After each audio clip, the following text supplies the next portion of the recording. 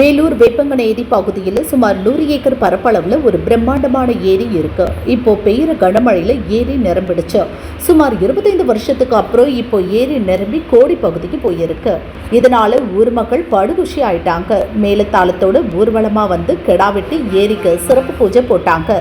நிகழ்ச்சியில ஊராட்சி மன்ற தலைவர் மோகன் உட்பட நூற்றுக்கணக்கான பேர் கலந்துக்கிட்டாங்க.